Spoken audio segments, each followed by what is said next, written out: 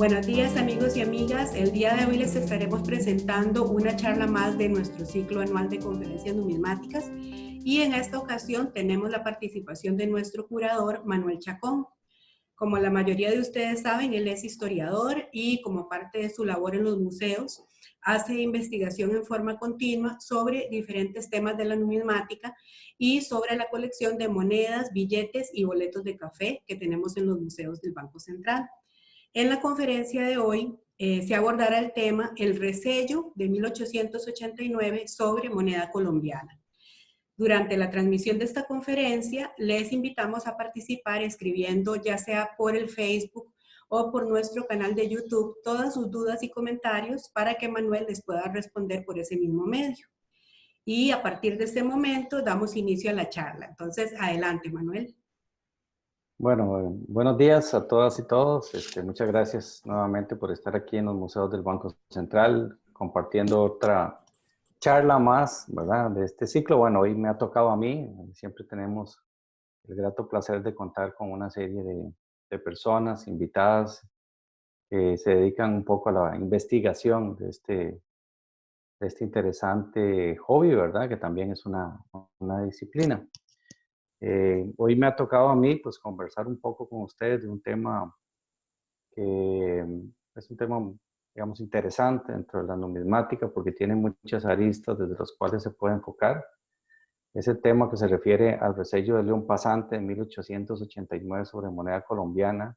Debo decir aquí que hay unos estudios previos muy importantes sobre este resello. Hay unos trabajos de Oscar de la Cruz. Hay también un trabajo muy reciente de Thomas Ronay, que es un numismático colombiano, que han hecho un estudio bastante profundo sobre el tema del resello, del cual he tomado algunas cosas que quiero compartir con ustedes y también quiero someter a discusión, ¿verdad?, sobre algunos aspectos de la llegada de la moneda colombiana a Costa Rica, cuáles son las razones.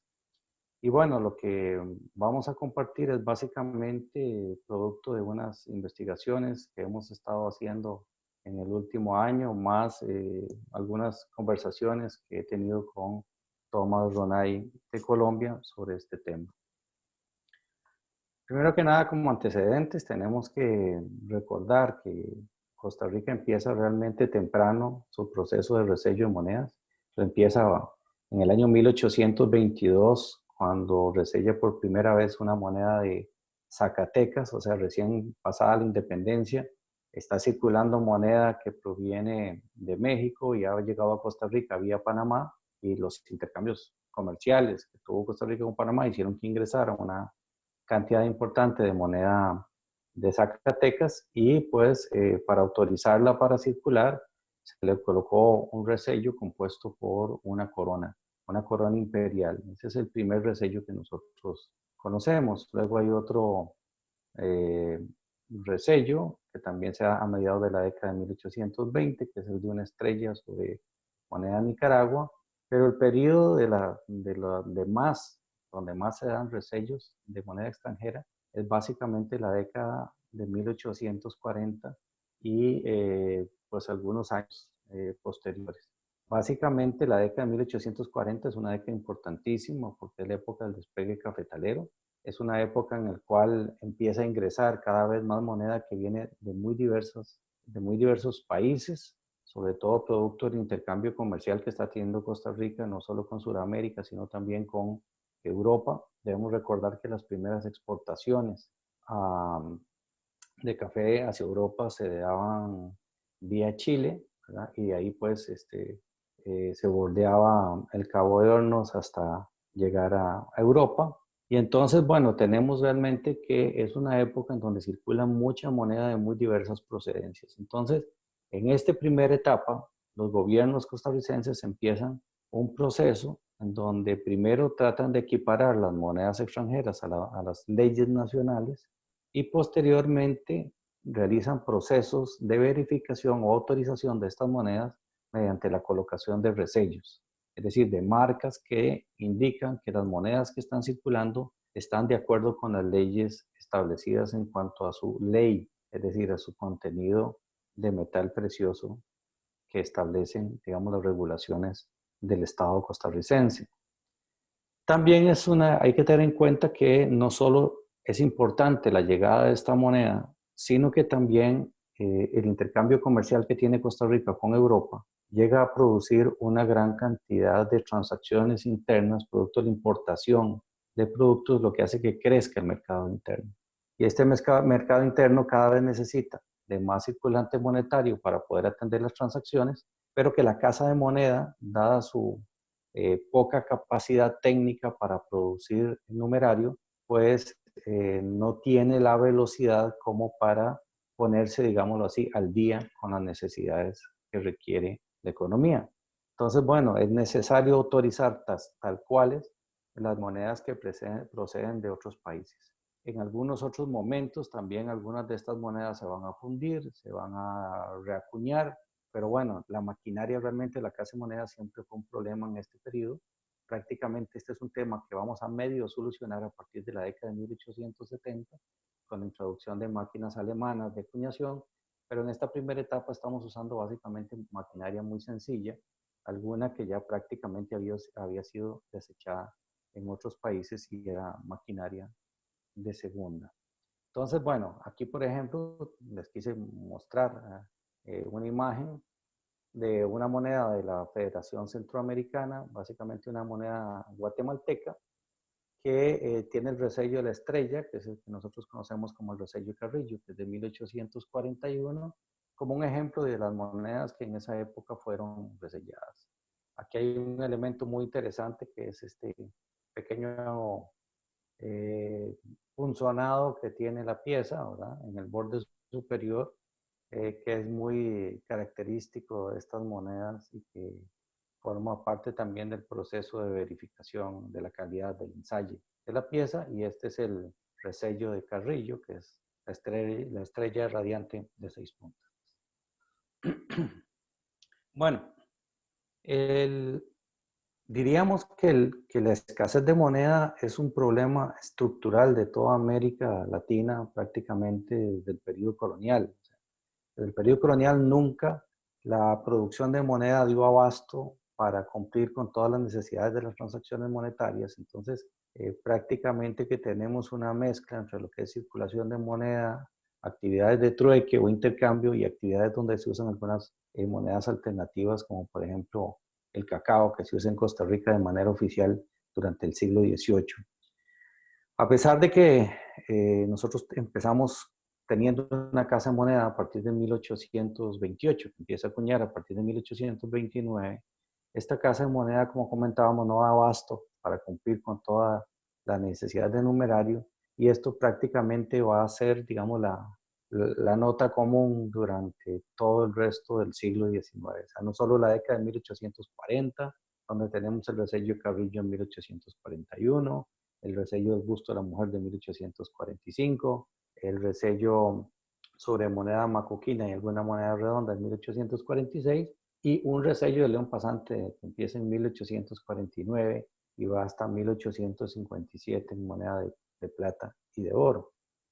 La década de 1880 sigue siendo una década de escasez de moneda, especialmente de moneda de plata. Nosotros sabemos que la economía nuestra en este periodo está basada en un sistema monetario que es bimetálico, es decir, tenemos monedas de oro y plata, tanto para la atención, digamos, de grandes pagos como para pagos de menor cuantía, ¿verdad? Que es lo que se utiliza la moneda de plata, también llamada moneda fraccionaria, que es quizá la que más hace falta, porque la moneda de oro, si bien es muy, muy importante, pues no, digamos, transcurre dentro de la economía cotidiana, sino que solo para ciertas transacciones por el alto poder adquisitivo que tiene.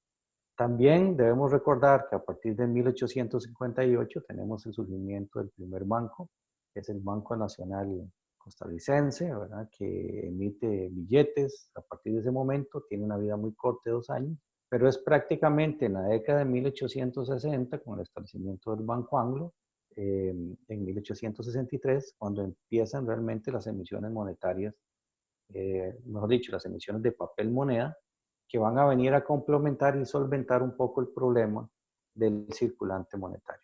Pero hay que tener en cuenta que todas estas emisiones de papel moneda no son emisiones que se puedan hacer, digamos, de una manera libre, sino que están basadas sobre un principio que es el de convertibilidad. Es decir, el papel moneda tiene que estar respaldado por moneda depositada en el banco. Entonces, independientemente de que nosotros tengamos una importante circulación de papel moneda, ya nosotros conocemos que hay varios bancos, ¿verdad?, que surgen. Bueno, emite también la República de Costa Rica, posteriormente tenemos varios bancos nacionales que van a emitir moneda, tenemos el Banco Herediano que también va a emitir papel moneda. A pesar de eso, pues siempre se requería de una existencia de numerario metálico para poder respaldar todas estas emisiones. Entonces, la escasez de moneda continúa todavía en la década de 1880 y los gobiernos de la época buscan emitir sobre todo pesos de plata, lo cual no habían podido hacer, y tampoco habían podido llenar un vacío que existía, sobre todo escasez de moneda de plata de 50 centavos.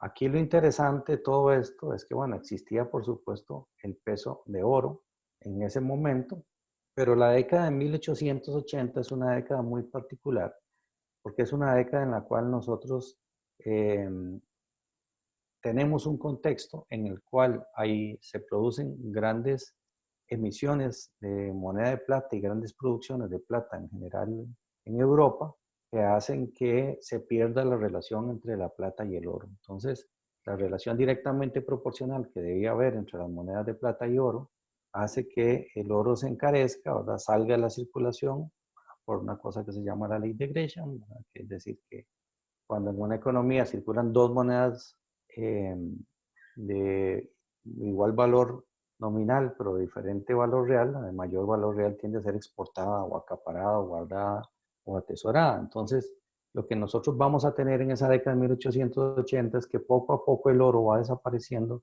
de la circulación porque la gente lo acapara, lo exporta o lo atesora y cada vez se necesita más moneda de plata, ya no solo para la circulación y la atención, digamos, de las transacciones de bienes de baja denominación, sino que además de eso para poder respaldar también las emisiones de billetes.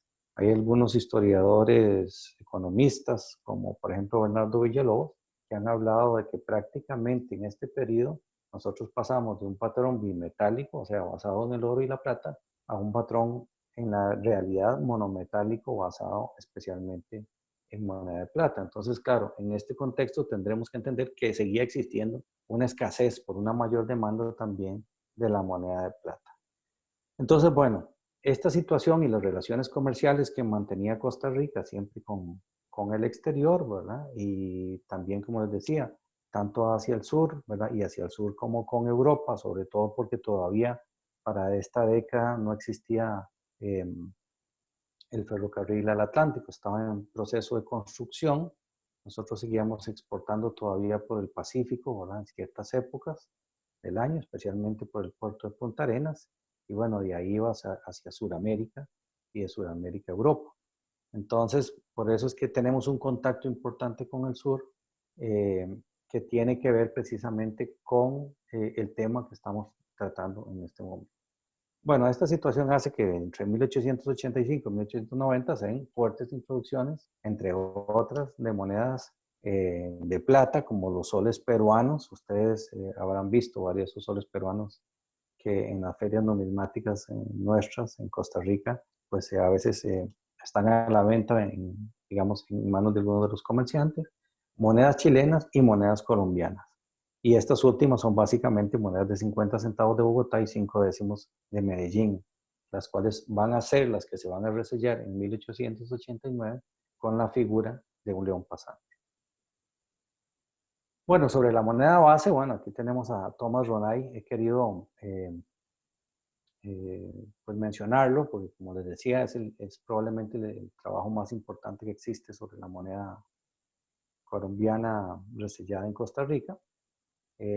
Thomas hace un importante análisis y nos da muchísima información sobre cuáles son las monedas que van a ser las monedas, las posibles monedas bases, ¿verdad? Porque hay algunas que no las conocemos todavía con el sello, pero las posibles monedas bases que se utilizaron para colocar el resello del león pasante.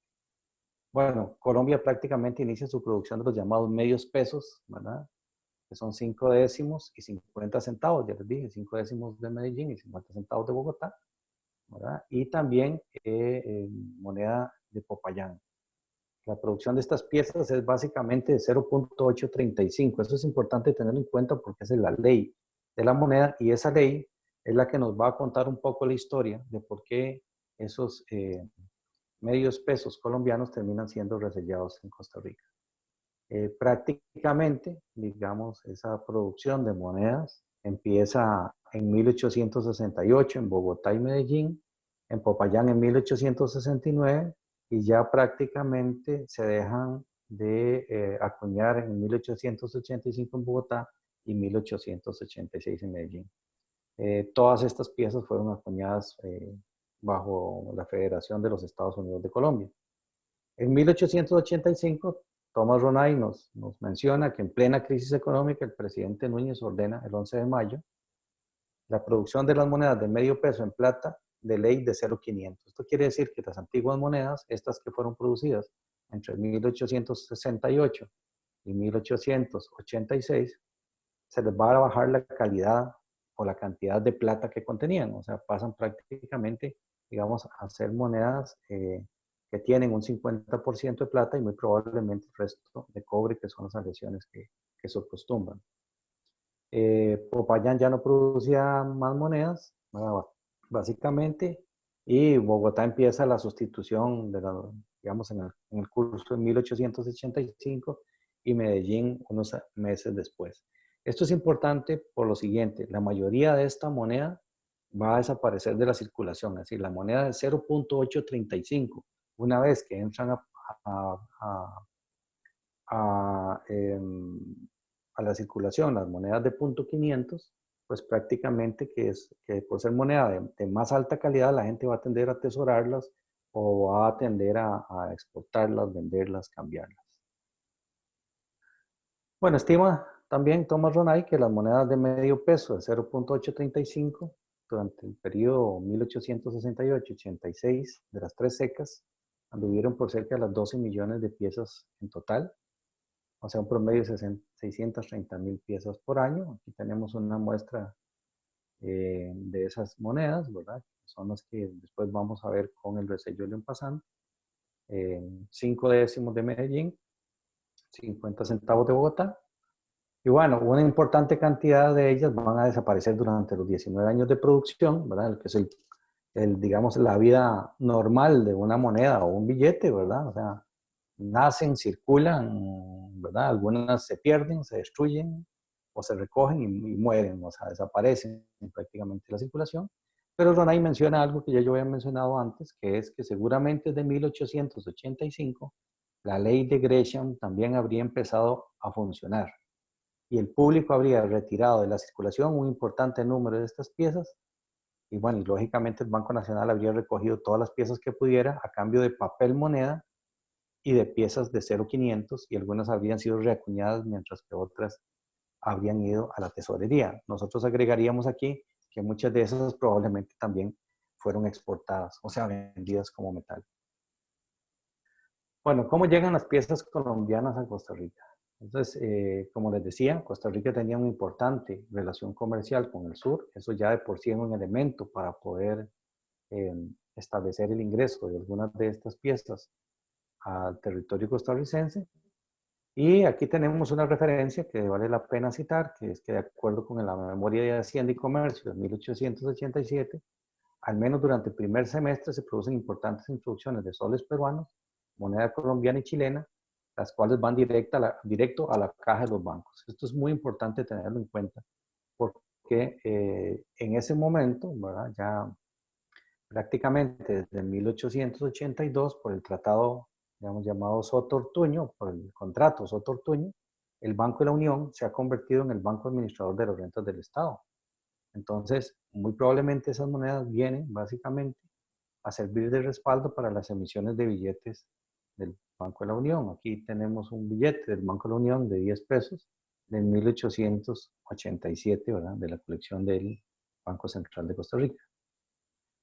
Y bueno, básicamente esa moneda, como hacíamos, entró para respaldar emisiones de papel moneda, y cito textualmente, porque la existencia de un papel moneda acreditado como el que tenemos, dice la memoria, hace necesario el uso de la plata para las transacciones de importancia. Es decir, lo que quiere decir aquí es que muy pocas veces, digamos, la plata quedó en circulación, y básicamente nosotros teníamos un sistema en donde ya para finales del siglo XIX estaría compuesto, un sistema monetario compuesto básicamente por circulación de papel moneda. Y ahí, bueno, hemos hablado en otros trabajos de que prácticamente este es el periodo en que se da la consolidación del papel moneda en Costa Rica. Igual hay que tener en cuenta que ya prácticamente desde 1885, ¿verdad? Ya el Estado costarricense había fijado el cambio en el mercado de las monedas de plata mexicanas, chilenas, peruanas y españolas, y la ley del 15 de marzo de 1889 hace extensivos los efectos de esta disposición a moneda de Colombia, Ecuador, Guatemala y Honduras, de $1 cada una y de 900 milésimos de ley, aquellas que fueran de $1, pero también dispone que las monedas fraccionarias, o sea, aquellas que son, o sea, como las de 50 centavos, que es una moneda fraccionaria, como por ejemplo la 50 centavos colombiana, o medio peso, también circulen en la República por su valor nominal, siempre que la ley no baje de 8.35 milésimos. Claramente, digamos, esta ley de marzo de 1889 estaba enfocada precisamente a permitir la circulación de la moneda colombiana, ¿verdad? Porque fija justamente la ley en las características que tenía la moneda de Medellín, Bogotá y Popayán anterior a 1886. Esto, algunos, como les decía, algunos economistas como Bernardo Villalobos Vega, ¿verdad? Menciona que prácticamente fue una estrategia de gobierno para poder, digamos, dotar de contenido al Banco de la Unión y que éste pudiera realizar emisiones de papel moneda. Y prácticamente estas emisiones serían las últimas, porque al año siguiente, en 1890, el Banco de la Unión va a cambiar de nombre a Banco de Costa Rica. Pero bueno, continuando con este tema, ustedes me dirán, bueno, ahora lo veremos más adelante, bueno, ¿qué importancia tiene, verdad? Porque aquí estamos poniendo a un mismo nivel prácticamente el peso de 900 milésimos con la moneda de 8.35, es decir, una moneda de más alto valor, como un peso, de 0.900, podría completarse con dos monedas de 50 centavos de 8.35. Eso es una situación que explicaremos más adelante. Bueno, igualmente, y esta es la ley básicamente que autoriza el resello y la circulación de esta moneda colombiana, es la del 4 de abril de 1889, durante la época de Bernardo Soto, en donde se acuerda que en términos de 30 días contados desde esta fecha, se presentarán a la Administración General de Renta todas las monedas fraccionarias de plata de 0.835 milésimos de fino, cuya circulación se ha declarado legal por el acuerdo número 730 del 15 de marzo próximo pasado. Esto es básicamente, ¿verdad?, una ley que indica que todas aquellas personas que tengan monedas de esas características las cambien por la moneda corriente, o sea, por moneda del Estado, la que está en circulación en el país, o que se pida, digamos, un resguardo para devolverle la misma especie una vez reselladas por la Casa de Moneda. Entonces, la Casa de Moneda, dice el texto, va a proceder, previa verificación correspondiente de la ley, a resellar todas las monedas que se presenten con la leyenda habilitada por el gobierno. Y bueno, la ley continúa dando también una serie de indicaciones, sobre todo sobre el plazo, sobre la imposibilidad de introducir moneda durante un término ahí que está descrito, ¿verdad? Y también, pues, hace énfasis en que estas monedas prácticamente no podrían circular sin resello, ¿verdad? Y no podrían llevarse a resellar después de los plazos que establece la ley. Para el 24 de abril del mismo año, del 89, ya prácticamente se indica que se debe proceder con el resello de la moneda de plata colombiana de .835. Vean qué interesante. La ley anterior, o sea, la del 4 de abril, dice que todas las monedas de 8.35 se presenten para su resello, pero ya la del 24 de abril, el acuerdo del 24 de abril, se indica que se refiere ya explícitamente a la moneda de plata colombiana de .835. Esto nos indica que prácticamente los acuerdos que se han venido tomando estaban orientados a poner en circulación y autorizar la circulación de este tipo de moneda. Y bueno, se encarga básicamente el señor Guillermo Witting, para que es el encargado de dirigir la operación, porque es el director de la Casa de Moneda. Y bueno, se asigna ahí una cantidad de 200 pesos para los gastos que originan, digamos, la instalación y los trabajos conducentes al resello de la anunciada moneda. Esto es básicamente de la fabricación de los troqueles o los punzones y toda la operación que implica el resello. Bueno, aquí ya podemos ver un poco algunos elementos que quería mostrar y que tal vez nunca se han presentado. Primero tengo una descripción de lo que es el resello del escudo y león, ¿verdad? Que es como podríamos también llamarlo. Y a la derecha tenemos una matriz del resello de león pasante, que en la parte superior vemos que dice blanco, ¿verdad? Que claramente indica que el grabador de este resello es cruz blanco. Si nosotros, pues me dirán ustedes cuál es la diferencia entre una matriz y un resello. Bueno, si ustedes pueden ver la imagen que nosotros tenemos del resello del león pasante, es una imagen que está en positivo. Este es el punzón que se utiliza para fabricar los troqueles. Y aquí los troqueles básicamente es un grabado en hueco en negativo. Y aquí hacia la izquierda, o aquí en donde estoy señalando con el cursor, se puede ver una grieta, lo cual implica que este troquel en el proceso de fabricar los punzones finalmente se quebró. O esta matriz se terminó reventando porque obviamente esto es un proceso de golpe o de choque de una cosa con la otra. Acá tenemos las características, digamos, técnicas de ese resello. Metal de la moneda base es plata, ¿verdad? Pues .835. Autorización acuerdo del 4 de abril de 1889. Presidente Bernardo Soto. Seca o cuño, el de San José. Descripción, punzón circular, ¿verdad? Anverso, leyenda Costa Rica. En el campo, sobre dos palmas, el escudo nacional. Y en el reverso, la leyenda de un doble círculo continuo, habilitada por el gobierno. En el campo tenemos un león pasante. Este es un módulo del punzón que va a ser de 7 milímetros al anverso y de 6 milímetros al reverso.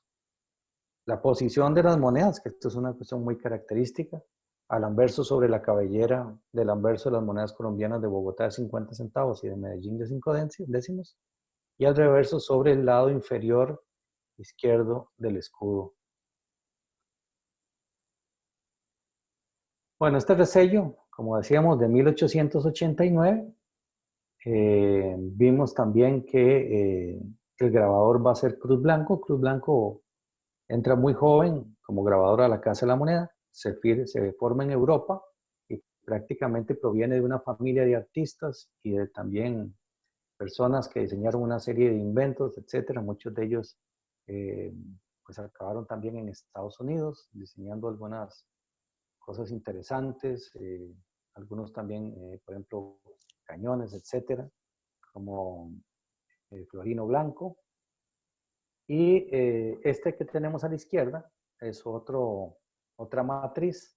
Y vean que arriba dice por CB, o sea, por Cruz Blanco. Y esta va a ser una de las notas características porque muchos de los resellos de las monedas van a tener precisamente las iniciales CB en la parte inferior del león. Esta matriz, como lo vemos, corresponde precisamente a la que no tiene el CB grabado en la parte inferior. Pero bueno, este es un tema que no necesariamente podría ser que estuviera en la matriz, podría incluso grabarse de manera el CB, de manera separada en el troquel posteriormente. La característica del resello del león va a ser básicamente que va a tener las iniciales CB en la parte inferior, pero hay algunos ejemplares que son los menos, que son, digamos, tal vez los más escasos, los que no traen las iniciales CB, digamos, obedeciendo posiblemente la utilización de varios punzones que se confeccionaron para el resello de las monedas. Este resello, como decíamos, bueno, se practicó sobre las monedas de Bogotá y de Medellín. Aquí tenemos un ejemplo también de algunas de las monedas, ya con el resello del León, ¿verdad? Tenemos unas monedas de 50 centavos de Bogotá y también de 5 décimos de Medellín.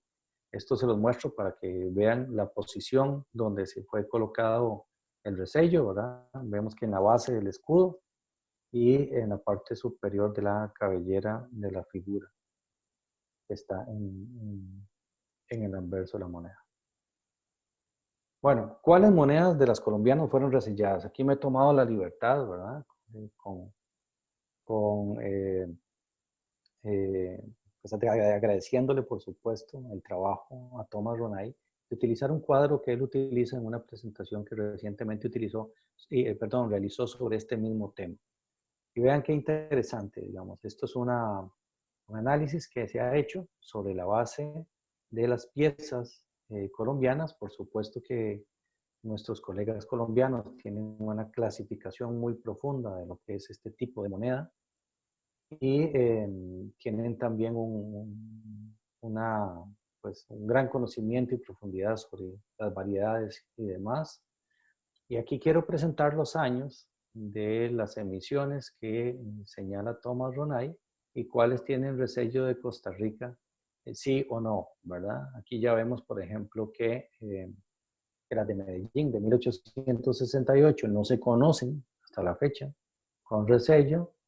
1868, 1871 sí, 1868, 1869 no, 1869, 80 sí, y bueno, ahí ustedes pueden seguir viendo las distintas fechas y las distintas monedas bases que se conoce que fueron reselladas en Costa Rica.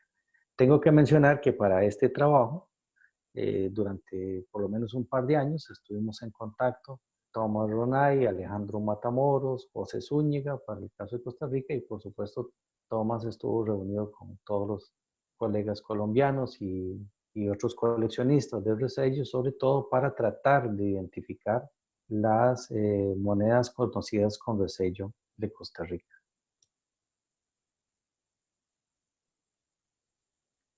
Bueno, volviendo a las matrices, resello León Pasante, que quiero mostrarlas porque esto es parte de la colección del Banco Central.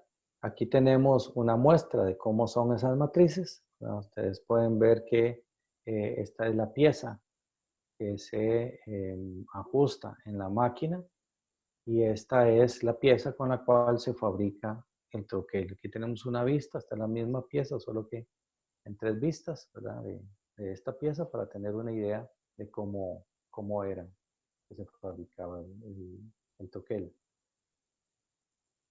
Esta es la otra pieza que ya les presenté también. Ustedes como verán en esta pieza, es básicamente de tipo cónico. Obviamente no es la misma, así que ya podemos empezar aquí a hacernos la idea de que existen 2 tipos de troqueles distintos o de 2 tipos de matrices distintas que van a producir troqueles distintos.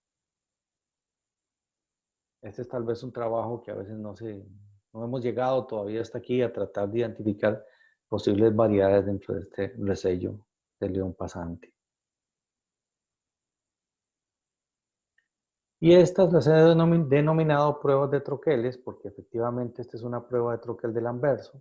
Obviamente, como ustedes verán aquí, este troquel no se puede aplicar, digamos, a la moneda porque tiene toda esta orilla, digámoslo de esa manera, que pues hubiera quedado grabada sobre la moneda. Tendríamos entonces un 1, 2, 1, 2, 3, 4. Esto es más o menos, esto es más que todo una prueba de cómo iba a quedar el resello del escudo de Costa Rica, ¿verdad? Y bueno, eso nos va a dar las características y vamos a poder tener, digamos, lectura más exacta de cuál es el resello, porque normalmente en el resello pues el uso y el desgaste pues causa algunos cambios o incluso la misma acuñación puede causar algunas variaciones. Bueno, he querido también hacer referencia a lo que se ha llamado las pruebas del resello de león pasante, que consisten en pequeñas muestras, casi diríamos moneditas, ¿verdad? Pequeñas, en realidad no son monedas, es simplemente las, digamos, los grabados de las improntas del resello, tanto de anverso como reverso, que se conocen que han circulado en oro y plata. Es esta que tenemos aquí en el centro, estamos viendo la de oro, vemos que tienen un par de agujeros hacia los extremos, y aquí tenemos una muestra de esas mismas piezas en oro y plata.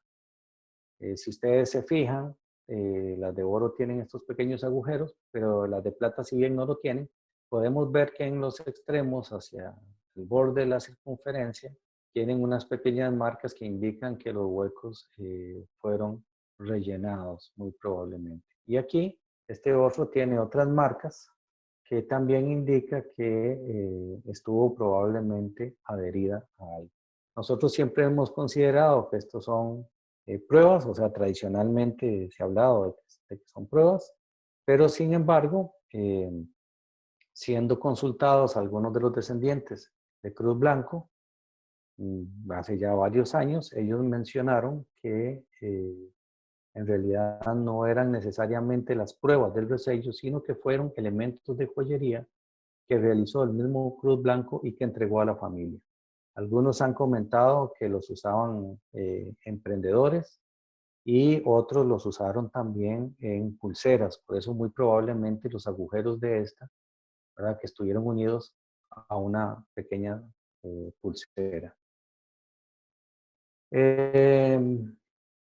Recientemente también pude conversar con una persona que también es descendiente de Cruz Blanco, es de la familia, y recuerda también una señora que tiene alrededor de 92 años, y esa persona refiere que recuerda precisamente estas moneditas que llamaba ella, ¿verdad?, que las usaba en un collar que tenía uno de sus familiares. Bueno, ¿son pruebas o no son pruebas? Bueno, no lo sabemos. Muy probablemente es más, digamos, la versión de que fueron elementos que hizo Cruz Blanco como joyería para la familia, pero además hay un elemento muy importante, es decir, muy probablemente sí fueron hechos con los mismos punzones con los que se hicieron el resello de león, porque tienen básicamente el mismo diámetro, o sea que si fueron hechos con obviamente el mismo diseño y el mismo punzón, como nosotros podemos ver. Aquí tenemos el resello, véanlo por acá, y vean que básicamente tiene las mismas características cuando lo comparamos con el anverso, ¿verdad? Este, digamos, en el caso de la moneda de plata, con respecto al escudo. Y cuando nos referimos al reverso al león, tiene igual que el león, el CB, pero hay un elemento que tal vez es el que nos puede llegar a extrañar un poco, y es que si el CB, en el caso de los llamados, de las llamadas pruebas, tiene un par de adornos a ambos lados, es decir, está flanqueado por un par de adornos. Diríamos que como una especie como de pequeños bigotes, ¿verdad? ¿Qué sucede? Bueno, veámoslo aquí también. Aquí vemos la pieza, vemos el CB y vemos los bigotes. Yo estuve tratando de revisar, digamos, algunas monedas y no he podido encontrar estos bigotes en las monedas, por lo menos a las que tuve acceso. Si alguien lo encuentra, pues que me cuente, me comente, porque yo por lo menos no he encontrado alguna moneda que tenga esas figuras. Entonces esto nos indica también que estas llamadas pruebas, ¿verdad?, fueron un elemento hecho especialmente, probablemente con otra finalidad, que si bien es el mismo resello, ¿verdad?, y tiene la misma información y demás, tiene un elemento extra que no hemos encontrado tampoco en las matrices que yo mostré anteriormente. O sea, las matrices no lo tienen, y eh, el resello que se aplicó a las monedas tampoco. Es decir, esto, claro, obviamente esto no descarta que hubieran sido hechos estas pequeñas pruebas con los mismos troqueles.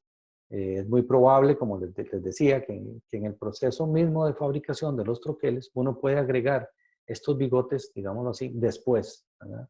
Con unos punzones que se manejan aparte. En esto hay que explicar que la fabricación de los troqueles, es decir, hay troqueles que se fabrican de un solo, ¿verdad? Utilizando pantógrafo, con lo cual queda grabado todo el diseño de la moneda prácticamente, es decir, no hay mucho que hacer, es decir, todo queda ahí completo. Y hay otros en que los troqueles se fabrican agregando algunos elementos a punzón, ya sea posteriormente o construyendo toda la pieza con una serie de punzones.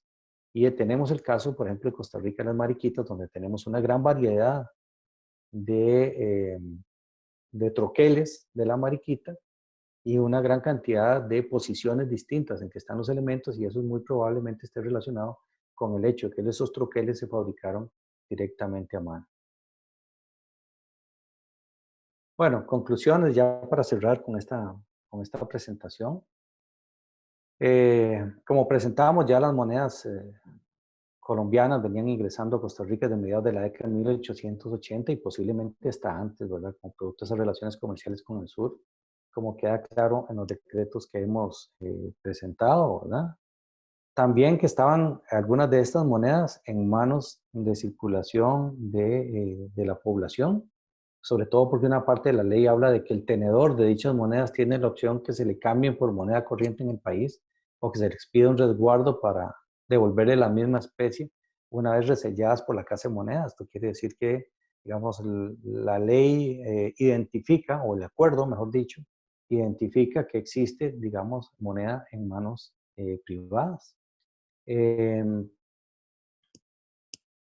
También, digamos, lo anterior como decíamos, nos indica que esta moneda, al estar en manos de particulares, pues yo no coincido con Thomas Ronald de que fueron entregadas a Costa Rica por la casa Hitton, ¿verdad? Nosotros no tenemos datos que sustente eso.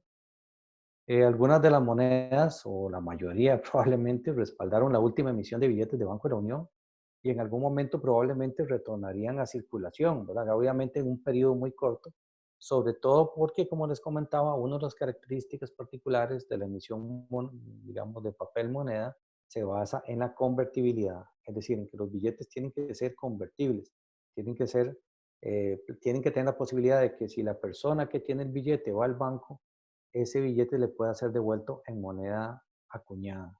Entonces, muy probablemente en algún momento algunas personas fueron al banco y retiraron las monedas y esto los volvió a meter a la circulación.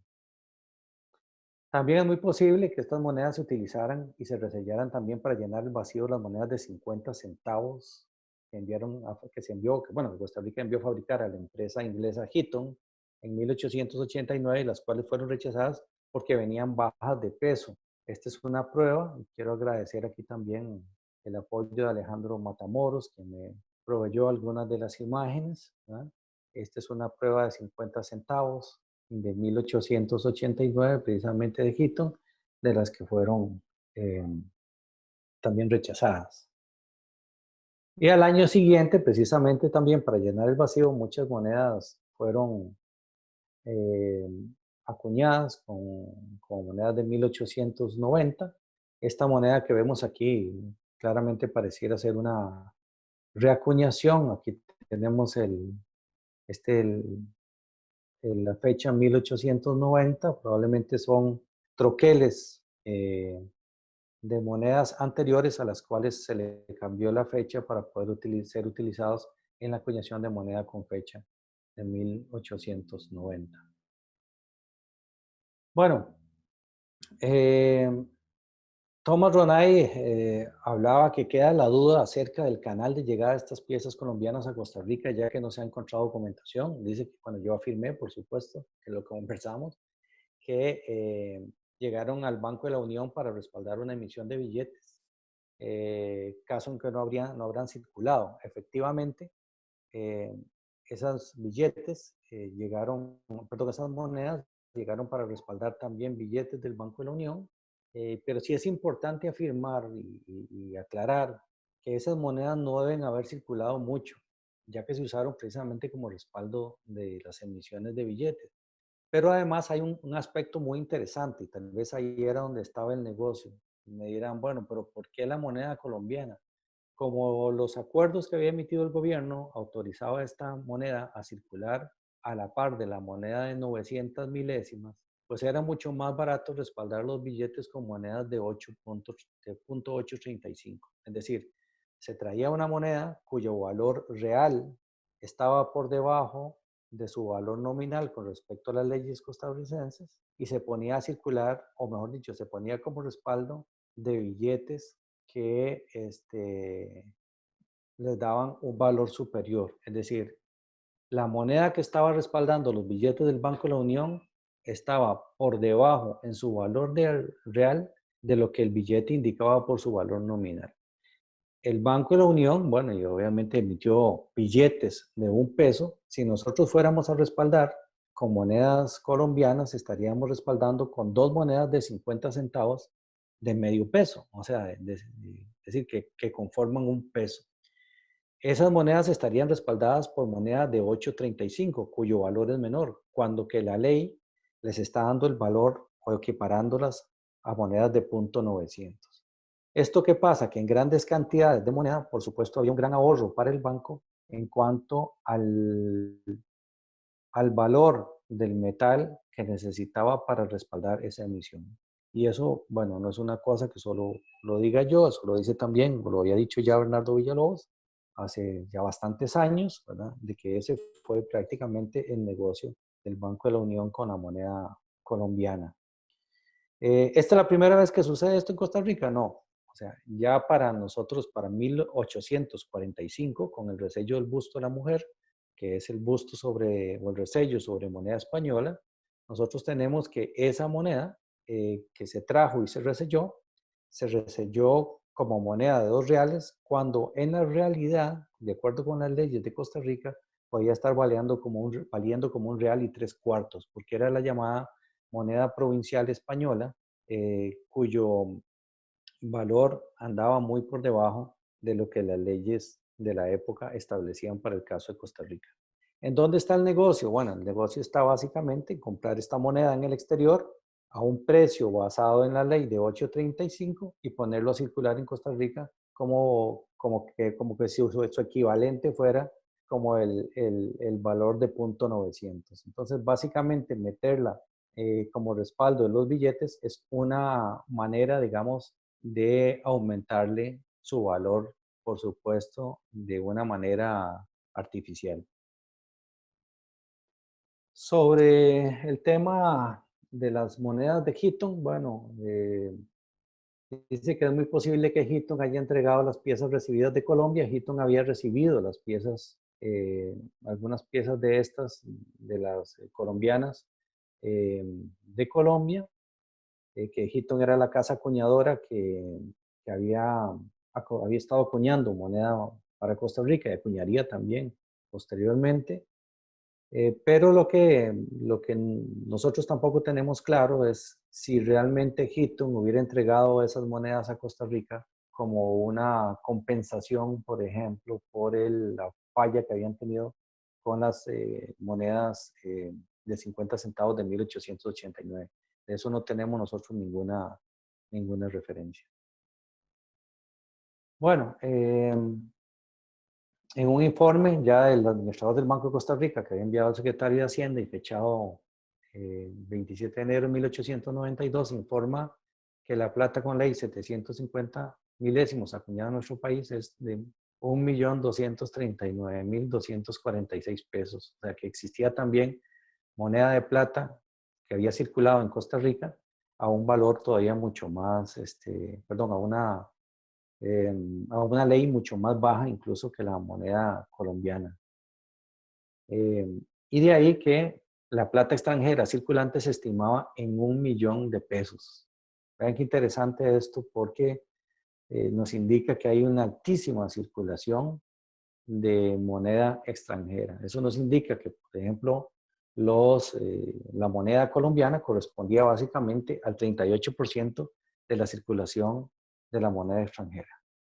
Finalmente, las monedas colombianas fueron retiradas de circulación por un acuerdo de gobierno de Costa Rica el 4 de junio de 1900. Recordemos que en el año 1896 Costa Rica adopta el patrón oro, empieza ya a plantearse, digamos, el tema de una circulación de moneda que va a ser de plata y de otros metales que posteriormente tendremos, que va a ser más que todo de manera fiduciaria.